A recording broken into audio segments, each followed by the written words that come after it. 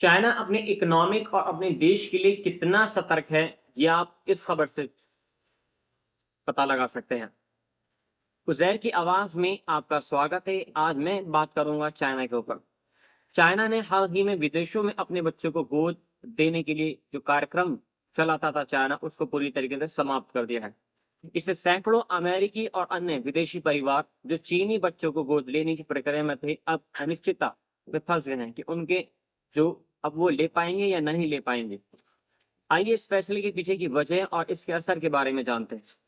1990 के दशक से चीन ने हजारों बच्चों को अंतर्राष्ट्रीय स्तर पर गोद देने के लिए भेजा है, जिसमें से लगभग आधे बच्चे अकेले अमेरिका गए हैं।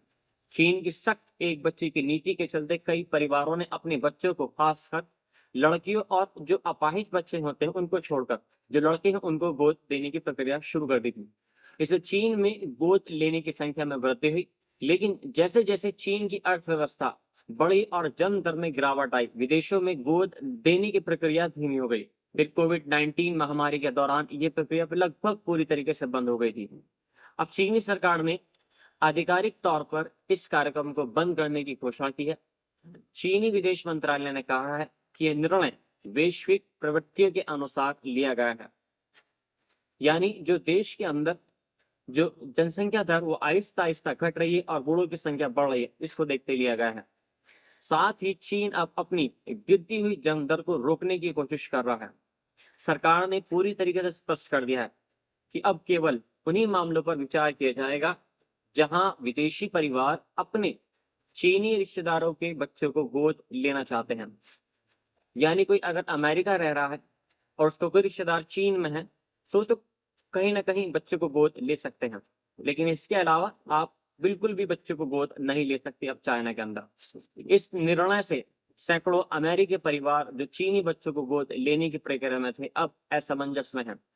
अमेरिकी दूतावास ने बीजिंग में चीनी अधिकारियों से इस नए नियम पर स्पष्टीकरण मांगा है।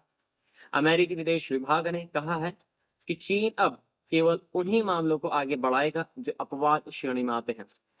इससे उन परिवारों की स्थिति और भी जटिल हो गई है जिन्होंने गोद लेने की प्रक्रिया शुरू कर दी थी और अब उन्हें नहीं पता कि आगे अब क्या होगा। चीन ने अपने विवादित एक बच्चे की नीति को समाप्त कर दिया है, लेकिन इसका असर अब दिख रहा है। चीन की तेजी से बूढ़ी होती जनसंख्या और घटती जन्म दर ने देश की अर्थव्यवस्था को कहीं न कहीं आहिस्ता-आहिस्ता वो कमज़ोर कर रही है और खतरे में डाल दिया है।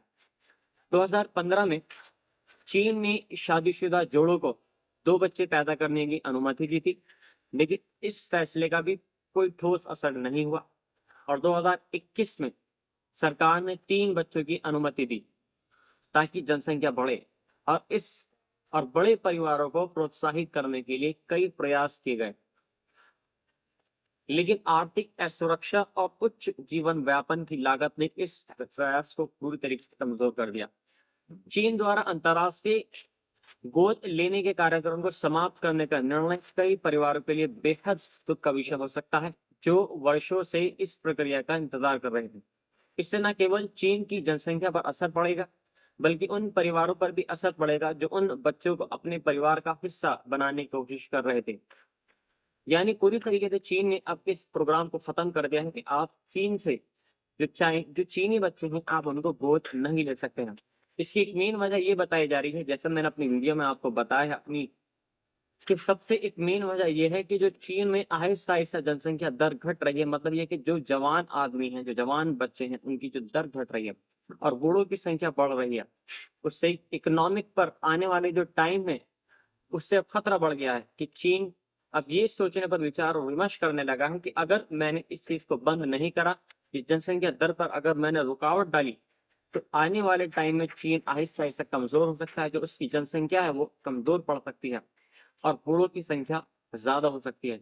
जब इस तरह के मामले होंगे, तो चीन में अस्थिरता आएगी, वहाँ का जो बिज़नेस आज जो इकोनॉमिक पूरे वर्ल्ड में एक हाईएस्ट लेवल पर है, वो कमज़ोर हो जाएगी आहिस्ता-आहिस्ता।